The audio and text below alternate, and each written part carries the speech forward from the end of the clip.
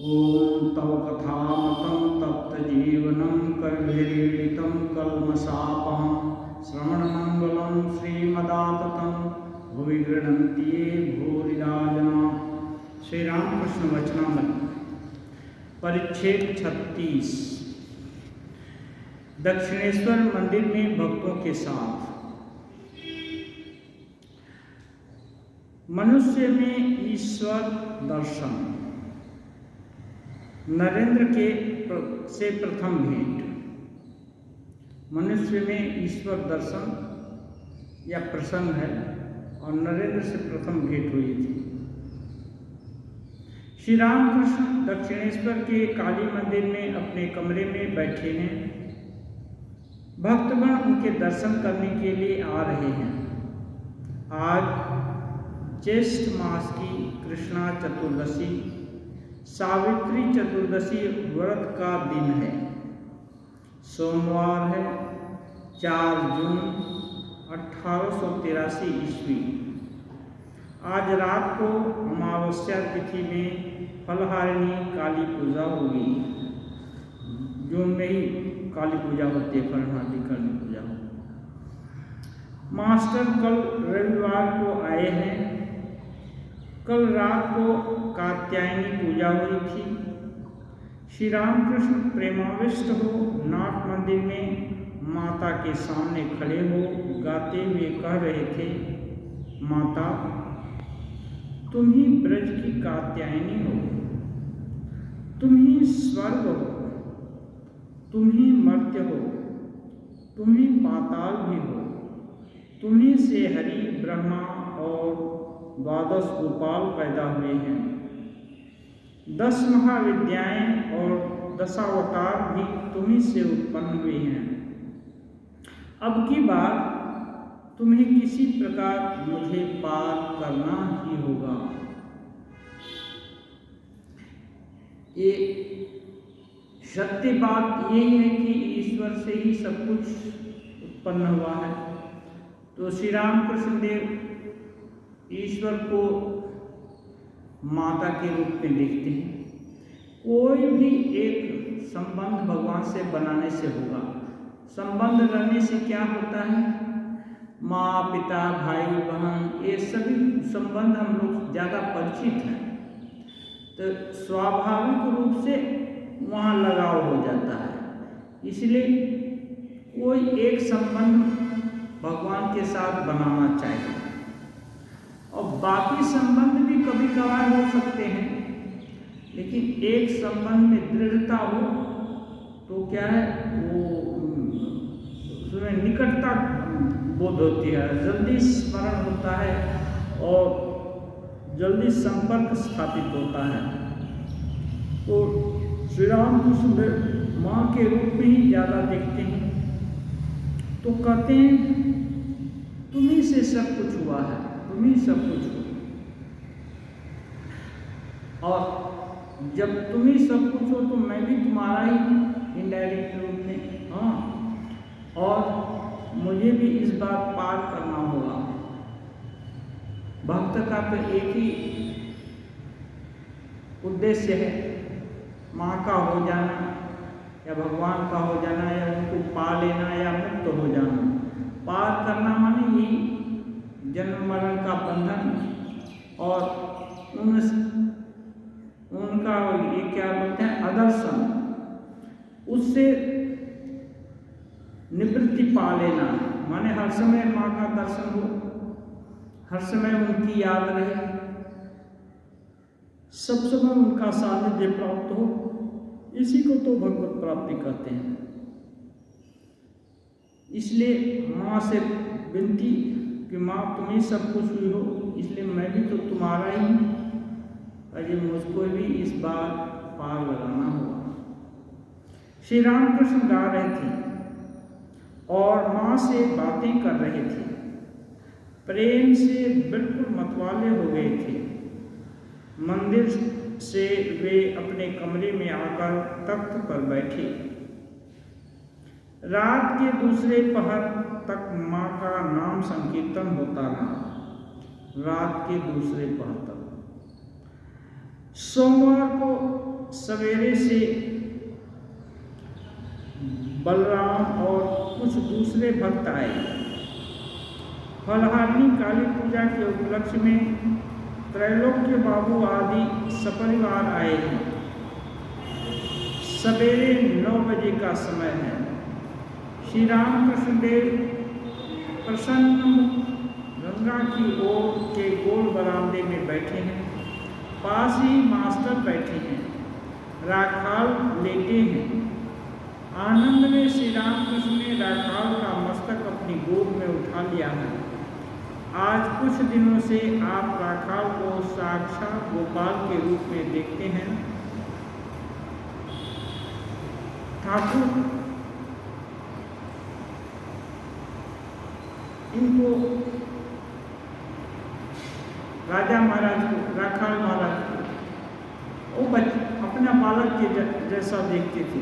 दिव्य दर्शन से उनको दिखाई दिया था कि वो ब्रज की लीला के समय जो बाल थे उसमें से एक हैं। और माँ ने भी उनको एक छोटा शिशु लाकर उनके गोद में बैठा करके बोला, ये तुम्हारे छेले।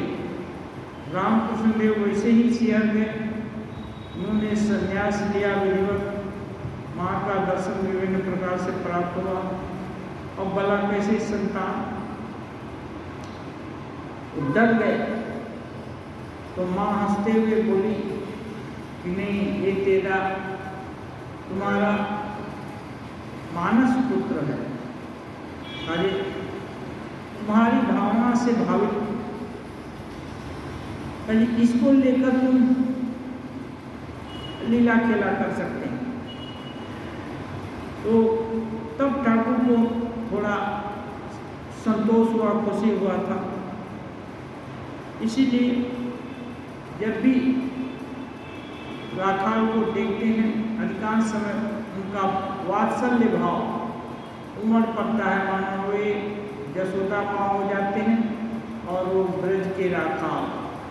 और राखाल महाराज भी ठाकुर को माँ के जैसा ही मानते हैं, देखते भी हैं। और माँ के पास जैसे बच्चा रहता है निसंकोच, वैसे ही रहते हैं। कभी हट भी करते हैं, हाँ, और उनके गोद में सो भी जाते हैं। कभी कभी कंधे पर भी ठाकुर के बैठे हैं। त्रैलोक के सामने से माँ काली के दर्शन करने को जा रहे हैं। साथ में नववत उनके सिर पर छाता लगाए जा रहा है। श्री रामकृष्ण राखाल से बोले, उठ रे उठ। त्रैलोक्य बाबू मथुरानाथ विश्वास के पुत्र हैं। अभी पूरे कालीबाड़ी के मुखिया हैं, पूरा कालीबाड़ी के। राखाल ठाकुर के गोद में लेटे हुए हैं और बगल से त्रैलोक्य बाबू दूर से थोड़ा जा रहे हैं। ठाकुर कट मर्यादा के कारण उनको उठा रहे हैं, अरे उठ जाओ। श्री रामकृष्ण बैठे हैं। त्रैलोक्य ने आकर प्रणाम किया। त्रैलोक्य बाबू को मालूम है कि उनके पिताजी ठाकुर को इष्ट देवी के रूप में मानते हैं। फिर भी तो व्यक्ति का फर्क तो रहता ही है। इतनी आस्था जितनी मथुर बाबू की थी उतनी त्रैलोक्य बाबू में नहीं थी। फिर भी क्या करें, पिताजी सम्मान दिए हैं तो थोड़ा मान्यता तो है, मानते हैं, इसलिए आकर प्रणाम करते हैं। लेकिन मथुर बाबू जैसे और रानी रासमणी जैसे रामकृष्ण देव को वो टेस्ट भी किए, उनको विभिन्न प्रकार से देखे और उनके सामने सरेंडर भी किए। ऐसी अवस्था त्रैलोक्य बाबू की नहीं थी। श्री रामकृष्ण त्रैलोक्य से कहते हैं, कल यात्रा नहीं हुई। अब जो भी रानी रासमणी के समय के आचार व्यवहार परंपरा जो चालू हो गई थी, एक यात्रा माने क्या, उसमें बहुत सारे लोग इकट्ठे होंगे, कुछ हरि कीर्तन होगा, भजन होगा, प्रसाद पाएंगे। ये सब होने से एक भगवत भाव का ये संचार होगा ज़्यादा लोगों में। तो त्रैलोक के बाद वो इतने निष्ठावान नहीं है, इसलिए हुआ तो हुआ, नहीं हुआ तो नहीं हुआ। तो लेकिन ठाकुर इस पक्ष के हिमायती हैं कि रानी ने बंदोबस्त कर दिया है। ऐसा नहीं है कि रानी लावारिस छोड़ दिया है मंदिर के नाम से बहुत सारी संपत्ति रजिस्ट्री करके छोड़ी है कि इसी से जो भी इनकम होगा उससे देव सेवा का कार्य चलेगा, साधु भक्तों को प्रसाद मिलेगा। कभी उसमें त्रुटि हो जाए ठाकुर को अच्छा नहीं लगता, लेकिन क्या करेंगे, ठाकुर मालिक तो नहीं हो जाएंगे। पूछते हैं, त्रैलोक के उत्तर दे रहे हैं, जी नहीं, अब की बार यात्रा की वैसी सुविधा नहीं हुई। त्रैलोक बोल रहे हैं अब की इस बार यात्रा की वैसी सुविधा नहीं है। एक सुविधा होगी तो करेंगे, नहीं सुविधा होगी तो नहीं करेंगे। ऐसा नहीं होता है। मन लगेगा तो जब करेंगे, नहीं लगेगा तो नहीं करेंगे, कुछ भी नहीं करेंगे, ऐसा नहीं है। लगेगा तब भी, नहीं लगेगा तब भी पूर्व पूर्ति करने का तो प्रयास करेंगे। ऐसा नहीं करने से निष्ठा चली जाती है, ठाकुर को अच्छा नहीं लगा। हाँ, श्री रामकृष्ण कहते हैं, तो इस बार जो हुआ सो हुआ, देखना जिससे फिर ऐसा न होने पाए। जैसा नियम है वैसा ही हमेशा होना अच्छा है। ठाकुर डांटे नहीं, लेकिन बोले ठीक है जो हुआ हुआ। हाँ, लेकिन ऐसा दूसरी बार न हो ऐसा सोच देखना, क्योंकि जो नियम है, नियम को बनाया है रानी रासमणी के समय, क्योंकि उसकी मालिकिन रानी रासमणी थी। उन्होंने धन इकट्ठा किया, उन्होंने सब व्यवस्था किया, तो उनकी जो सोच थी वो सोच धरातल पर हर समय अनुष्ठित होती रहे। उनके अनुयायियों का, अन्य लोगों का एक कर्तव्य होना चाहिए, लेकिन रानी रासमणी का नाती ही तो होगा। अब ये नहीं किया तो ठाकुर बोले देखो ऐसा न होना अच्छा नहीं है। त्रैलोक के यथोचित उत्तर देकर चले गए। कुछ देर बाद विष्णु मंदिर के पुरोहित राम चटर्जी आए। श्री रामकृष्ण, राम, मैंने त्रैलोक्य से कहा इस साल यात्रा नहीं हुई, देखना जिससे आगे ऐसा न हो। तो क्या यह कहना ठीक हुआ? ठाकुर तो कर दी, लेकिन ठाकुर तो उस काली मंदिर के कर्मचारी थे। भले ही रानी और उनके दामाद मथुरा मोहन उनको इष्ट देवी अपना सर्वस्व समझते थे, फिर भी वो एक कर्मचारी मात्र ही थे, उसके मालिक तो नहीं थे। वो लोग ठाकुर की इच्छा होती तो मालिकाना भी दे देते, बहुत कुछ देना भी चाहते थे, देने की इच्छा भी थी, लेकिन ठाकुर को कभी लेंगे नहीं। वो मानो बिच्छू डंक मार दे या सांप काट ले, ऐसा ठाकुर को होता था। तो मालिक को ऐसा बोल दिया। हाँ, इसको हिंदी में कहते हैं छोटी मुंह बड़ी बात। जो नहीं बोलना चाहिए वो उसको बोल दिया, क्या अच्छा होगा क्या? फिर ठाकुर पूछ रहे हैं एक दूसरे पुजारी से। राम कहते हैं महाराज उससे क्या हुआ, अच्छा ही तो हुआ, जैसा नियम है इसी प्रकार हमेशा होना चाहिए। अब दूसरा एक सपोर्टर मिल गया तो ठाकुर को अच्छा लगता है, हाँ, जो कहती है मर्यादा का उल्लंघन नहीं किए। वो बोलता है आप बोलते तो कौन सी खराब बात कहे, मालिक है तो क्या है, इन ब्रैकेट मालिक ठाकुर नहीं बोलते हैं, मालिक सोचते तो हैं कि उसको बोलना, त्रैलोक की उम्र में भी छोटे हैं, सब कुछ है, ये है, आपको तो कैसे भी बोल सकते हैं। लेकिन अब वो उस पूरे संस्थान के मालिक हैं, देवस्थान के, इसलिए ठाकुर ऐसा पूछे थे। तो राम चटर्जी बोले नहीं ये ठीक ही तो हुआ। श्री राम कृष्ण बलराम से, अजी आज तुम कहीं यहीं भोजन करो।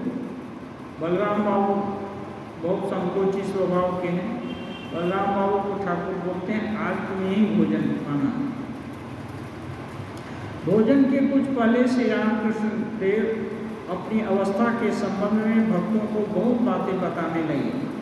राखाल, बलराम, मास्टर रामलाल तथा और दो एक भक्त बैठे थे। श्री रामकृष्ण, हाजरा मुझे उपदेश देता है कि तुम इन लड़कों के लिए इतनी चिंता क्यों करते हो। ठाकुर जो युवक लड़के लोग जाते थे उनका कैसे उन्नति हो, यहाँ तक कि सबके ही उन्नति के लिए चेष्टा करते थे। दक्षिणेश्वर से दूर दूर कलकत्ता में जाते, रात को कभी 10 बजे कभी 11 बजे लौटते, तो सबके कल्याण की कामना से ही जाते। फिर भी हाजरा महाशय इनसे उम्र में शायद कुछ बड़े थे और वो ठाकुर को कभी बोलते कि तुम इतनी इन लोग लड़कों की चिंता क्यों करते हो।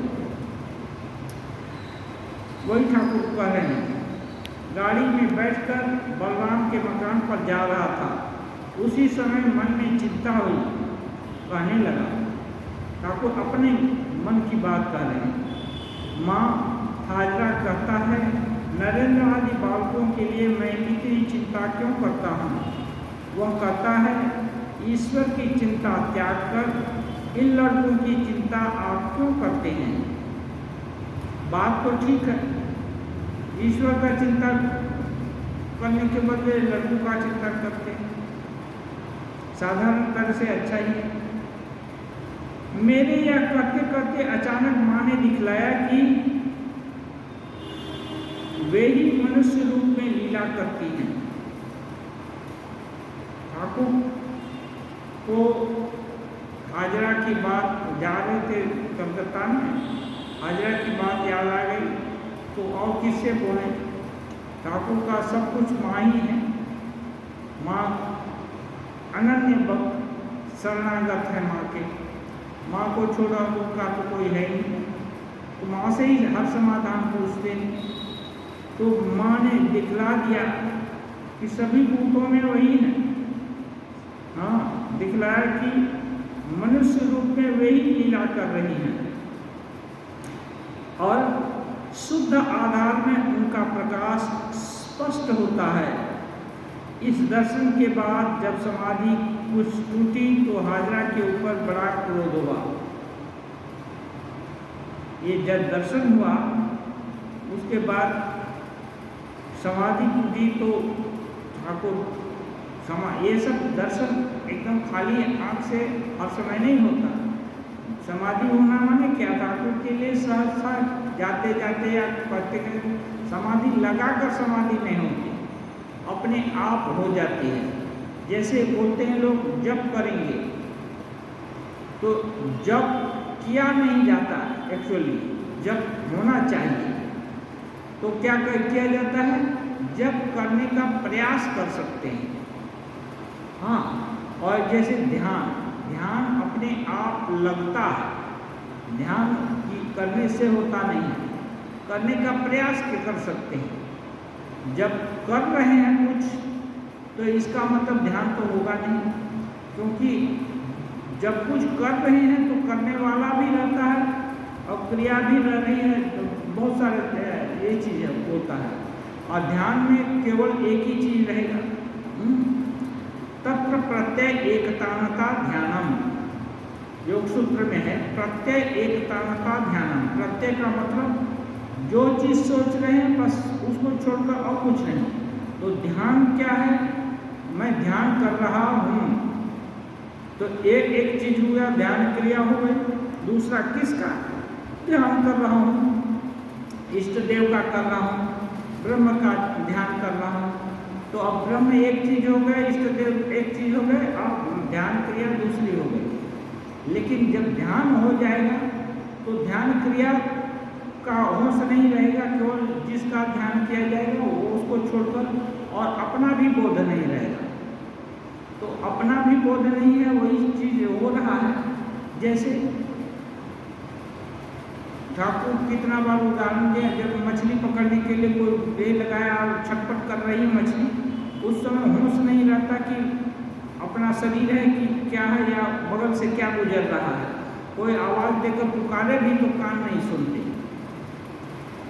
ऐसे ही कोई बहुत दुख में हो जाता है तब भी नहीं सुनाई नहीं देता है, दिखाई नहीं पड़ता है। तो एक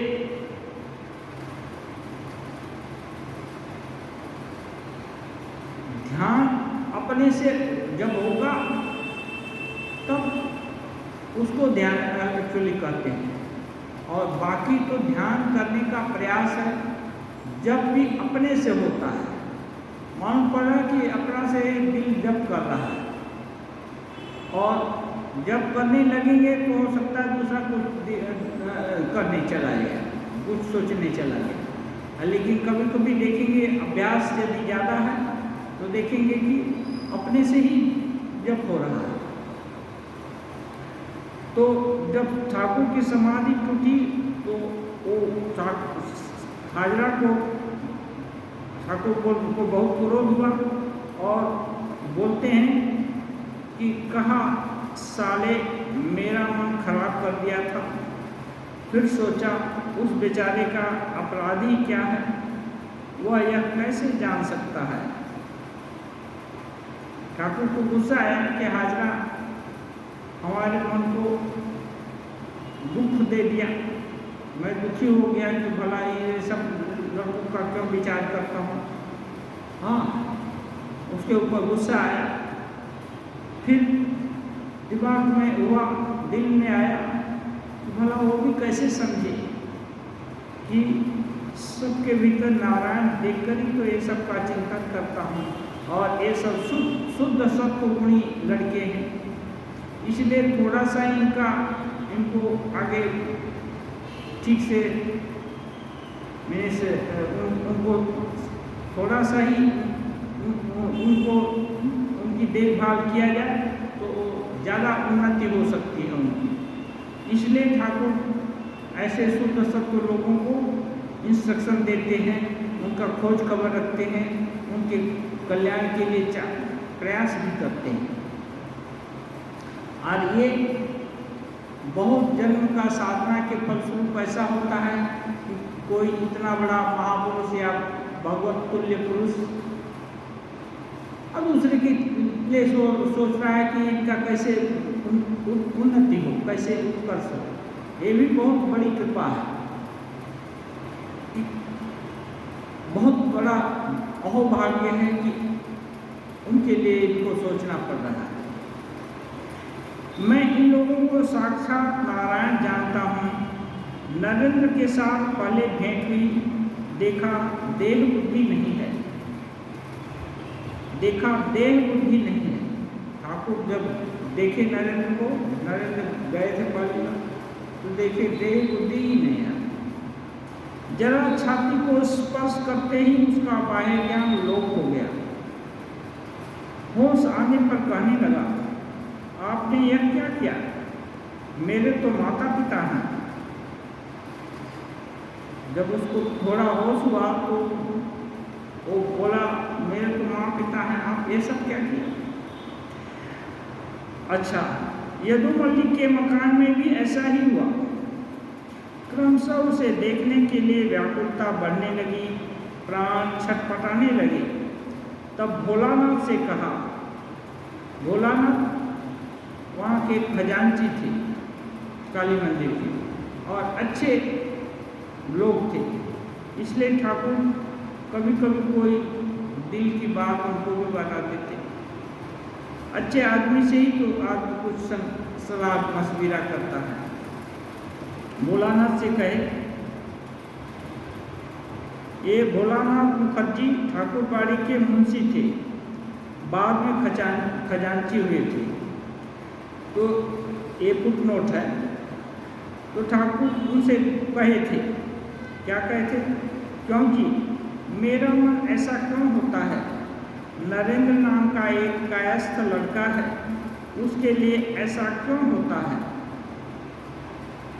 उस समय समाज में वर्ण व्यवस्था बहुत तेज थी, ब्राह्मण सर्वश्रेष्ठ माने जाते, कायस्थ बहुत उनसे काफ़ी नीचे दर्जे के। तो कायस्थ लड़के के लिए मेरा मन क्यों इतना छटपटाता है।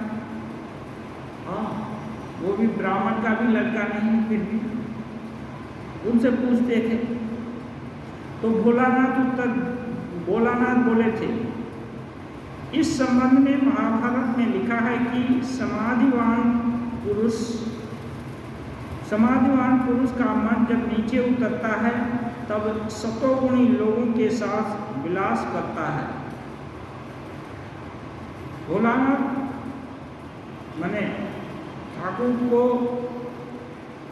महाभारत का रेफरेंस देकर कहते हैं कि महाभारत में लिखा है कि जब समाधिमान पुरुष समाधि से विकसित होते हैं तो किसको लेकर हैं, तो सत्वगुणी लोग यदि उनके संपर्क में आए, उनके संस्पर्श में आए तो उनको बड़ा आनंद होता है, और नहीं तो दूसरे का सानिध्य उनको सहन नहीं होता।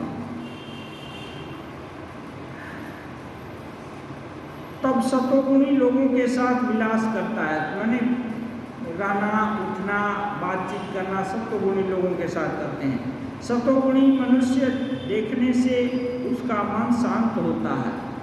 समाधिमान पुरुष यदि सत्वगुणी लोग हो, दिखाई दे, उनके संस्पर्श में आए तो वे शांति पाते हैं, क्योंकि सत्वगुण जब होता है तो ये क्या है, ये भी चोर है लेकिन ये भगवान के रास्ते में आगे बढ़ा देता है। ये भी गुण है, ये भी सत्वगुण भी भगवान तक नहीं ले जाता, लेकिन और बाकी सब झंझट दूर हो जाते हैं। इसलिए ऐसा साधक यदि मिलता है तो समाधिमान पुरुष प्रसन्नता का अनुभव करते हैं। यह बात सुनकर मेरे चित्त को शांति मिली। बीच बीच में नरेंद्र को देखने के लिए मैं बैठा बैठा रोया करता था। रोते थे।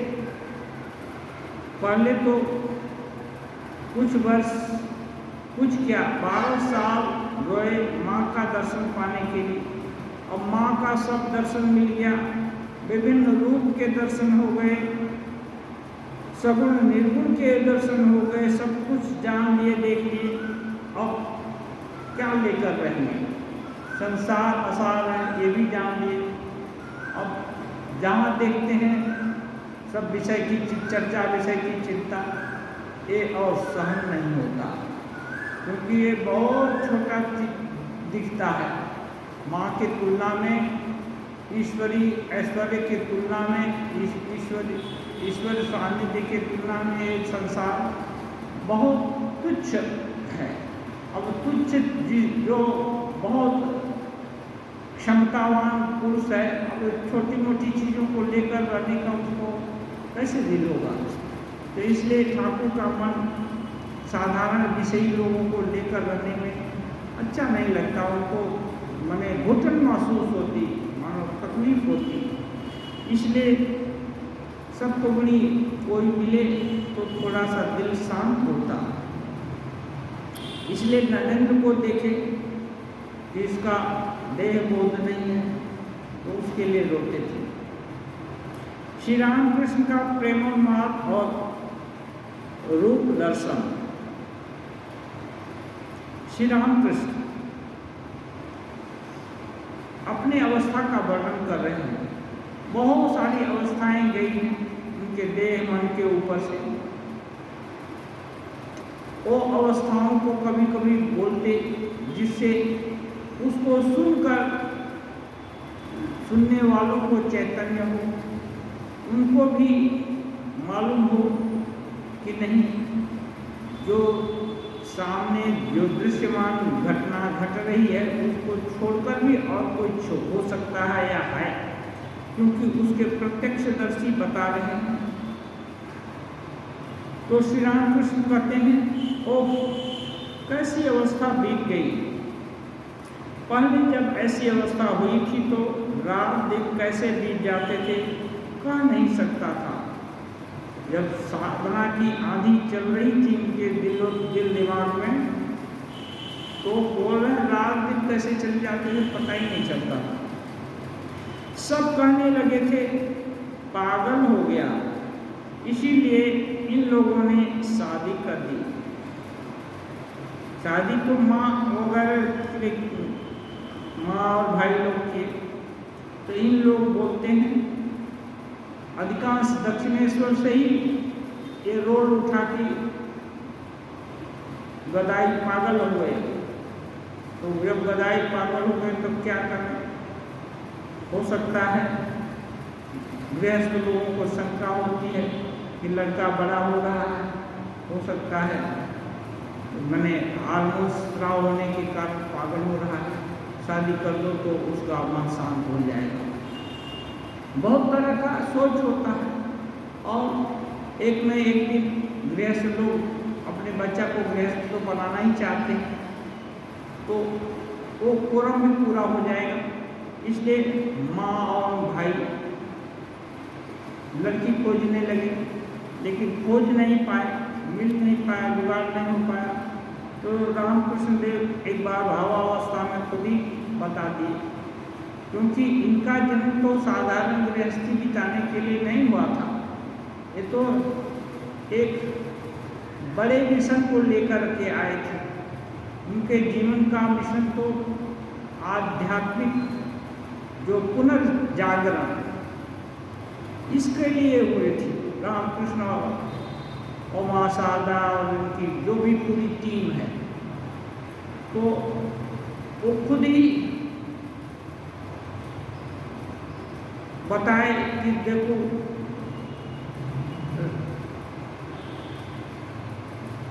जयराम पार्टी में लड़की पड़ी हुई है, चिन्हित है। तो ये सब हुआ। इसलिए कहते हैं इन लोगों ने शादी कर दी। उन्माद अवस्था थी। पहले स्त्री के बारे में चिंता हुई, बाद में सोचा कि वह भी इसी प्रकार रहेगी, खाएगी पिएगी। अभी अब शादी हो गई, एक एक बार जिम्मेदारी का बोध होता है, तो स्त्री का क्या होगा। तब ठाकुर कहते हैं सो फिर सोचे वो भी इसी प्रकार रहेगी जैसे वे रह रहे हैं। अपने लिए जो सुविधा आदमी पाता है वही तो उसकी अर्धांगिनी को देगा या उसका जो प्रिय पात्र है उसको देगा। तो बोले वो भी खाएगी रहेगी पिएगी। और कह रहे हैं ससुराल गया, वहाँ भी खूब संकीर्तन हुआ। नफर दिगंबर बनर्जी के पिता आदि सब लोग आए, खूब संकीर्तन होता था। कभी कभी सोचता था क्या होगा, फिर कहता था माँ गांव के जमींदार यदि माने तो मैं समझूंगा यह अवस्था सत्य है। ठाकुर को डर लगता था कि समाधि होगी तो ये लोग पगला बनेंगे और सब क्या करेंगे। तो वे टेस्ट करते थे कि गांव के जमींदार यदि माने उन्हें आकर सम्मान करें, इज्जत दें, तब समझूंगा कि ये अवस्था जो है, जिस अवस्था में तुमने रखा है, ये सत्य है। और सचमुच वे भी आप ही आने लगे और बातचीत करने लगे। जैसे ही सोचते वो घटनाएं सब घटने लगती। कहते हैं कैसी अवस्था बीत गई, किंचित ही कारण से एकदम भगवान की उद्दीपना होती थी। कोई थोड़ा सा भी भगवान का नाम सुना या खोल तक का ताल बरिया या फूल माला देखा, वैसे ही उद्दीपना हो गई। मैंने सुंदरी पूजा की थी। सुंदरी पूजा 14 वर्ष की लड़की थी। देखा साक्षात माँ जगदम्बा। रुपए देकर मैंने प्रणाम किया। रामलीला देखने के लिए गया तो सीता, राम, लक्ष्मण, हनुमान, विभीषण सभी को साक्षात प्रत्यक्ष देखा। अन्य लोग सजे हुए राम और कृष्ण ये सब को देखते हैं। ठाकुर देखे तो जितने भी उसके पात्र थे सबको साक्षात राम, साक्षात लक्ष्मण, साक्षात हनुमान, साक्षात विभीषण, ये सबको साक्षात देख रहे हैं, मानो देख रहे हैं वही यहाँ आकर लीला कर रहे हैं। तब जो बने थे उनकी पूजा करने लगा। अब जब देख रहे हैं कि हनुमान जी आए हैं तो हनुमान जी के रूप में पूजा करने लगे, राम जी का राम जी के रूप में पूजा करने लगे, हाँ, लक्ष्मण जी का लक्ष्मण जी के रूप में पूजा करने लगे। ऐसे सब हुआ। कहते हैं कुमारी कन्याओं को बुलाकर उनकी पूजा करता, देखता साक्षात माँ जगदम्बा। कुमारी कन्या लोगों को बुला करके उनकी पूजा करते और देखते माँ जगदम्बा ही एक रूप में यहाँ है। इसका मतलब वो लड़कियां नहीं देखती कि वो जगदम्बा के रूप में है। रामकृष्ण का नजर खुल गया है, वो जहाँ भी देखते माई ईश्वर का ही दर्शन हो रहा है, इस रूप में भी देखी। इसको बोलते हैं ये एक तरह से ईश्वरावेश हो गया। हमें नेत्र ऐसे अभ्यस्त हो गए कि जहाँ भी पढ़ेंगे ईश्वर का ही दर्शन करेंगे। साधारण अवस्था में साधारण लोगों का जो दर्शन ये देखने की यह है, वो क्या है, जागतिक चीज देखेंगे। ईश्वर का चिंतन बहुत कष्ट से सोचने पर भी वो स्वामी जी बोले हैं वक्रो धृतो भी हृदय नमय भाति किंचित। बोलते भी हैं कि तुम ईश्वर हो, सर्वशक्तिमान हो, हाँ मेरे अपने हो, सब कुछ हो, तब भी दिल में नहीं, वो दिल में देखा पाते ही नहीं होता। साधारण लोगों का ये है, लेकिन इनका उल्टा, जहाँ भी देख रहे हैं, जिस अवस्था में देख रहे हैं और दूसरा कोई दिखता ही नहीं। करें एक दिन बकुल वृक्ष के तले देखा, नीला वस्त्र पहने हुए एक स्त्री खड़ी है। बकुल वृक्ष के नीचे, बकुल तला कहाँ है? दक्षिणेश्वर में है बकुल पेड़, उसके नीचे एक नीला वस्त्र पहने हुए एक स्त्री खड़ी है। वह वेश्या थी, पर मेरे मन में एकदम सीता की उद्दीपना हो गई। देखिए दोनों चीज देख रहे हैं। सीता की उद्दीपना थी तो वेश्या थी, कैसे देखे? ये नहीं हो सकता। लेकिन ये इस जगत का भी रहस्य जानते हैं और इसके पार का भी रहस्य जानते हैं। सभी स्त्री रूप में सीता ही विराजमान है। शक्ति का प्रकाश ही तो अल्प शक्ति का प्रकाश है और पूरी शक्ति का प्रकाश है। तो सीता जो राम जी की अर्धांगिनी थी, पूर्ण रूपेण शक्तिमती हैं और ये है वेश्या के रूप में है, ये भी सीता ही है। हाँ, देखा सीता है। हाँ, जगत का भी रहस्य देखना है, लेकिन वेश्या को देख करके जनरली घृणा होता है लोगों का उसके मन में, या छोटापन का बोध होता है।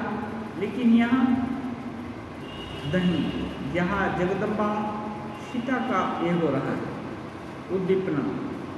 उस स्त्री को बिल्कुल भूल गया और देखा साक्षात सीता देवी लंका से उद्धार पाकर राम के पास जा रही हैं। देख रहे हैं सीता जी राम के पास से, रावण के पास से, जब रावण मारा गया वहाँ से उनको लाया गया राम जी के पास, तो वो दृश्य देख रहे हैं कि सीता जी राम जी के पास जा रही हैं। बहुत देर तक बाह्य संज्ञाहीन ही समाधि अवस्था में रहा। ये दर्शन हुआ तो बहुत देर तक उस स्त्री को पता नहीं है, वो अपने जगह खड़ी होगी, लेकिन इनकी ये अवस्था हो बहुत देर तक समाधि में थी। लोगों को क्या पता कि समाधि में है या सोए हैं या आंख बंद किए हैं। लोग, सबको तो हर चीज़ का पता नहीं है, लेकिन ठाकुर खुद की अवस्था बोल रहे हैं समाधि में बहुत देर तक पड़े रहे। और कह रहे हैं, और एक दिन कलकत्ते में किले के मैदान में घूमने के लिए गया था। किला का मैदान, लोग बहुत जगह घूमने, पर्वत क्या बोलते हैं, तीर्थ स्थान, बहुत जगह घूमने के लिए जाते हैं, लेकिन ठाकुर का घूमना देखिए। उस दिन बलून, गुब्बारा उड़ाने वाला था, बहुत लोगों की भीड़ थी। अचानक एक अंग्रेज बालक की ओर दृष्टि गई। वह पेड़ के सहारे त्रिभंग होकर खड़ा था, माने पैर पर पैर लगा करके थोड़ा टेढ़ा होकर खड़ा था, पेड़ के सहारे, पेड़ के ऐलान देकर। देखते ही श्री कृष्ण की उद्दीपना हो गई और समाधि लग गया। वहाँ पर बहुत सारे लोग थे, गुब्बारा उड़ने वाला था। आजकल तो हवाई जहाज उड़ रही थी, उसमें गुब्बारा उड़े, बड़ा गुब्बारा, तो बहुत बड़ा दर्शनीय इवेंट था। बहुत से लोग शहर के इकट्ठा हो रहे हैं। वो भी कहाँ, किला का मैदान है। हाँ, पूरा लोग इकट्ठे हैं और वहाँ एक साहेब का लड़का, अंग्रेज लड़का त्रिभंग खड़ा है। उसको देखे तुरंत उद्दीपना हुई। कहने का मतलब ठाकुर इनडायरेक्ट रूप से कह रहे हैं कि यदि भगवत बुद्धि हो जाए तो कहीं भी कुछ भी खराब नहीं दिखेगा। अभी हम लोग अस्थिर हो जाते हैं और जगह खराब ही खराब दिखता है, क्योंकि खराब देखने की आदत हो गई। और यहाँ जहाँ भी नज़र पड़ता है खराब कुछ दिखता ही। अपने काम की चीज़ दिख जाती है। काम की चीज़ क्या है? ईश्वर। ईश्वर से बढ़कर और बड़ा काम का चीज़ और क्या हो सकता है? तो ये है, कह रहे हैं शिवर ग्राम में चरवाहों को भोजन कराया। सिहर ग्राम में गए तो चरवाहा लोग को एक बार भोजन कराए। सबके हाथ में मैंने जलपान की सामग्री दी। देखा साक्षात ब्रज के ग्वाल बाल, जो ठाकुर खिलाने के लिए करे, लड़कों को खिला रहे हैं, गाय चराने वाले लोग। और देखा साक्षात ब्रज के ग्वाल बाल, उनको लगा कि ब्रज का ग्वाल बाल ही आकर के चरवाहा बने हैं। श्री कृष्ण की उद्दीपना हो, समाधि हो गई। वैसे ही श्री कृष्ण की उद्दीपना हुई। ग्वाल बाल हैं तो श्री कृष्ण भी होंगे। जैसे ही उन श्री कृष्ण के याद हो गई, बस समाधि लग गई। कहते हैं प्राय होश न रहता था। मथुर बाबू ने मुझे ले जाकर जान बाजार के मकान में कुछ दिन रखा। मैं देखने लगा साक्षात माँ की दासी हो गया हूँ। अपने घर में ले जाकर मथुर बाबू रखे थे। तो उस समय ठाकुर का अवस्था देखने लगा, मैं माँ की दासी हो गया हूँ। घर की औरतें बिल्कुल शर्माती नहीं थी। औरत लोगों के साथ ही उनके घरों में ही सोते थे, कोई शर्म नहीं करती थी। जैसे छोटे छोटे बच्चों को कोई देख कोई भी स्त्री लज्जा नहीं करती, वैसे ही रामकृष्ण को देख करके कोई किसी को लज्जा नहीं होती। रात को बाबू की कन्या को जमाई के पास पहुंचाने जाता। रात को बाबू की कन्या को जमाई के पास पहुंचाने जाता। जब भी अब भी थोड़े से ही उद्दीपना हो जाती है।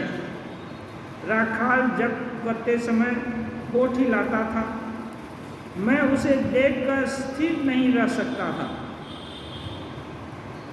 होठ हिल रहे हैं राखाल के और इनको भगवत उद्दीपना हुई और स्थिर नहीं रह पाए। एकदम ईश्वर की उद्दीपना होती और विवल हो जाता।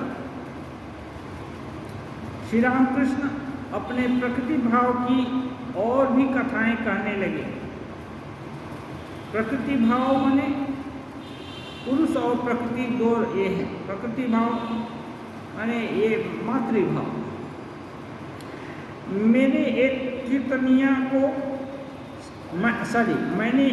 कीर्तनिया को स्त्री कीर्तनिया के ढंग दिखलाए थे। उसने कहा, आप बिल्कुल ठीक कहते हैं, आपने यह सब कैसे सीखा? स्त्री कीर्तनिया भी हो, कीर्तन गाने वाली भी होती है और पुरुष लोग भी गाते हैं। तो एक कीर्तनिया को वो बताए कि स्त्री कीर्तनिया कैसे गाती हैं, उसका एक नकल करके दिखाए। तो वो बोला कि नहीं, आप तो एकदम बिल्कुल ठीक कर रहे हैं, ये कैसे आप सीखे? यह कहकर आप स्त्री कीर्तनिया के ढंग का अनुसरण कर दिखलाने लगे। कोई भी अपनी हंसी न रोक सका। अब ये कह करके ये भक्त लोगों के साथ बातचीत कर रहे हैं, पुराना रेफरेंस दे रहे हैं। अब ये कह करके फिर इस समय भी स्त्री कीर्तनिया जैसे गाती है, कीर्तन करती है, वैसे रामकृष्ण देव गाने लगे और सभी लोग हंसने भी लगे। मैंने विभिन्न तरह से शिक्षा देते हैं कि कोई भी जिस प्रकार से ये बात लोगों के दिल में घुस जाए कि नहीं, सभी अवस्था में ही ईश्वर को याद किया जा सकता है। ऐसा नहीं कि एक ही अवस्था में, एक ही समय, एक ही ढंग से याद किया जा सकता है। किसी भी अवस्था में, किसी समय, किसी तरह से याद किया जा सकता है। कैसे होगा? एक ही होगा जब भगवान ही सार हो जाए। जैसे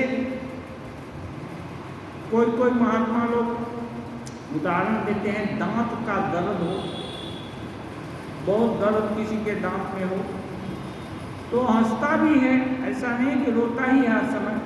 कभी कभी कोई प्रसंग आ जाने पर सबके साथ हंसता भी है, लेकिन दांत का दर्द उसको नहीं भूलता है। दांत का दर्द हर समय याद रहता है। खाता है बढ़िया चीज़, कोई टेस्ट बढ़िया भले मिले, कभी दांत का दर्द नहीं जाता है। और सोने के पहले तक दांत का दर्द नहीं जाता है। तो ऐसे ही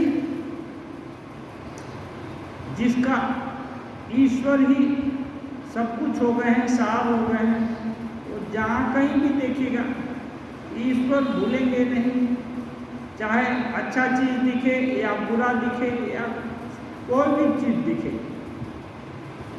संसार का सुख दिखे या दुख दिखे या कुछ भी दिखे, उसमें ईश्वर की याद जरूर आएगी। इस प्रसंग में, दुख के प्रसंग में एक बात ठाकुर बोलते हैं, द्रौपदी नहीं, कुंती जब ये लोग जीत गए, पांडव लोग, युधिष्ठिर सम्राट बना दिए गए। तब कृष्ण भगवान अपने यहाँ जाएंगे ना, द्वारका से बहुत दिन से आए थे, तो माँ कुंती से विदाई लेने गए। तो कुंती एक प्रार्थना किया, हाँ कुंती, कि एक हमको वर दो। क्या वर चाहती हो माँ?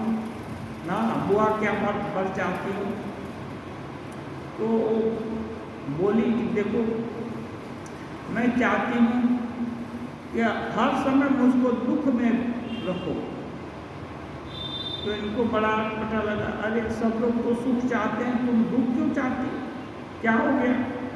अब कौन सा दुख है? अब तुम्हारे लड़के राजगद्दी पर बैठ गए, जो संकट था शत्रु लोग खत्म हो गए, सब कुछ अनुकूल हो गया। अब तुम्हारे को कौन क्या चीज पड़ा है जिससे दुख चाहती? तो बोली, कृष्ण तुम तो अच्छा से ही जानते हो, जब जब दुख में तुम रखे मुझको तो हर समय तुम्हारी याद आती थी।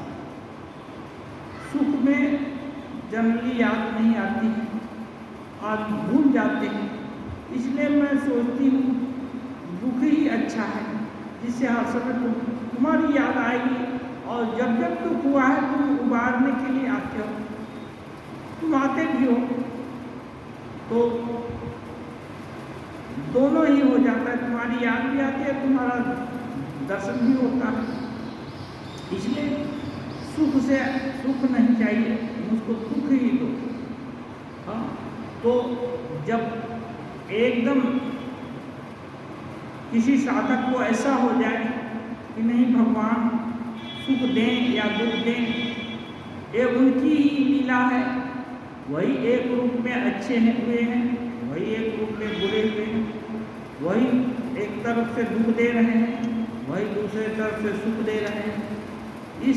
इस रहस्य का थोड़ा किंचित परिमाण यदि किसी को के दिल में घुस जाए तो मन ही मन हर जगह ही कल्पना करेगा, नहीं यही नौटंकी कर रहे हो, ये लीला कर रहे हो, हमारे को भुलाने का चेष्टा कर रहे हो। हाँ, अब भूलना नहीं होगा, अब जो हो गया था हो गया, अब तो याद नहीं भूलेगी, चाहे दुख दो या सुख दो, अब बहुत हो गया। तो तब क्या है, अनन्य शरणागति धीरे धीरे होती है। हाँ, श्री रामकृष्ण अहेतुक कृपा सिंधु हैं, हर समय चाहते हैं कैसे भक्तों लोगों का कल्याण, कैसे जो भी है जिस अवस्था में भी पढ़े कैसे उनका चैतन्य हो। इसके लिए जितने भी उदाहरण दिए हैं सुख दुख के, अपने अनुभव के, सब उनका लक्ष्य यही है कि इसको सोच करके जिसके दिल का जो भाव है उसके अनुरूप हर चीज को ईश्वराभिमुखी, ईश्वर से ओतप्रोत करने का चेष्टा करें। क्योंकि जिसको जो श्रेष्ठ मानता है उसके आचरण का अनुकरण करता है। अब पिता अच्छे हैं, माता जी अच्छी हैं, तो उनका संतान भी गौरवान्वित होता है कि मैं ऐसे श्रेष्ठ माँ पिताजी का संतान हूँ, तो मैं भी ऐसा आचरण करूँगा जिससे कि माँ पिताजी के इज्जत पर दाग न लगे और मैं भी उनका श्रेष्ठ संतान का लाने का सौभाग्य प्राप्त कर सकूं।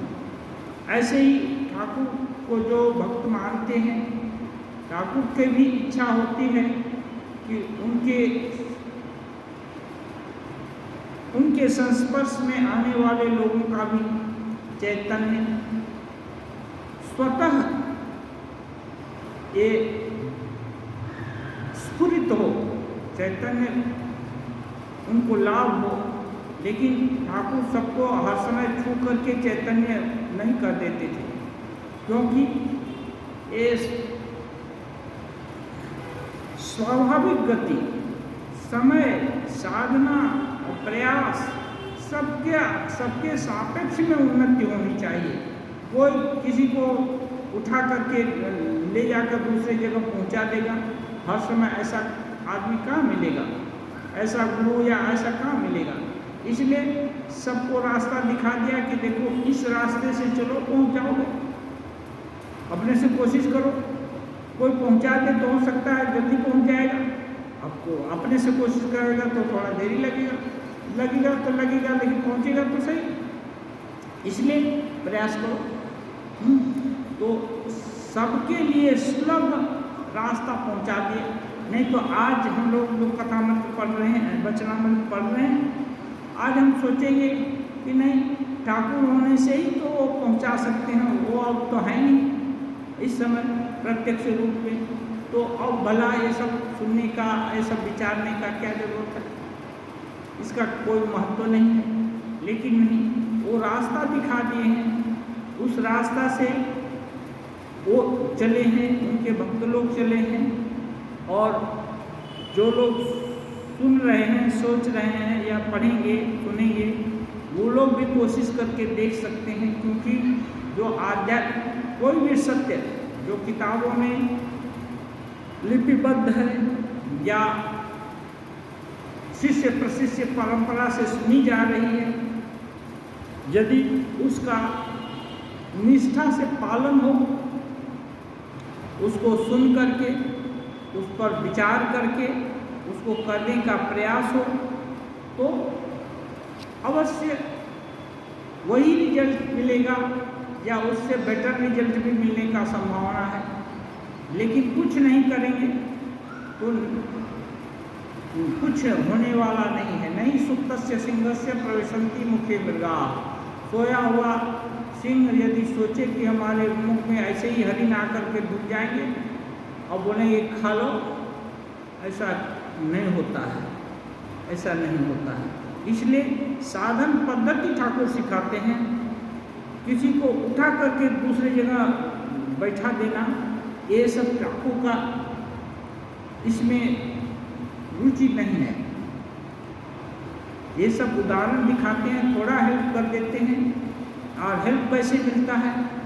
जो भी श्रेष्ठ साधक हैं यदि प्रयत्नशील हैं तो वो थोड़ा रास्ता बता देते हैं, उपाय बता देते हैं। ठाकुर इसके लिए भी कहते हैं कि जगन्नाथ जी जो जा रहा है, यदि रास्ता भूल भटक गया और सच में जाने का इच्छुक है, जिज्ञासु है और उसकी इच्छा है, तो कोई न कोई उसको सही रास्ता बता ही देता है। तो जो सही रास्ता बता दिया वही गुरु का काम कर दिया। ऐसे ही अध्यात्म पथ में भी ठाकुर सदैव नहीं होने से किसी भी धर्मात्मा, अच्छा महात्मा, अच्छे भक्त, अच्छे साधक के रूप में थोड़ी न थोड़ी सहायता कर देंगे, करा देंगे। हाँ, तो सहायता हर समय मिलती है। ऐसा नहीं है कि उनकी सहायता नहीं किसी को मिल रही है। अब कृपा तो ऐसे थोड़े कि समुद्र के तूफान के माफिक सब जगह मिलती है। कृपा मिल ही रही है हर समय। भगवान का कोई करुणा कभी किसी काल में खत्म नहीं हुआ, कम नहीं हुआ। लेकिन अभी ये जो अब आजकल रेडियो वेव से कहाँ यहाँ से फ़ोन करते हैं, अमेरिका चला जाता है। हाँ, चाँद पर भी डिवाइस गई तो यहाँ से कंट्रोल किया जा सकता था। एक क्षमता क्या ये साइंटिस्ट लोग विकसित किए? ये यदि प्रकृति में ये सामर्थ्य नहीं होती तो किसी की क्षमता नहीं कि उसको नया आविष्कृत कर दे। तो ये भगवान कितने अरबों वर्ष पूर्व ये सृष्टि शुरू हुई है, इसको कोई नहीं जानता है। शास्त्र में तो है सूर्या चंद्रमसो धाता यथा पूर्वम अकल्पयत्। ये विभिन्न कल्पों में ये कभी नष्ट नहीं होता है।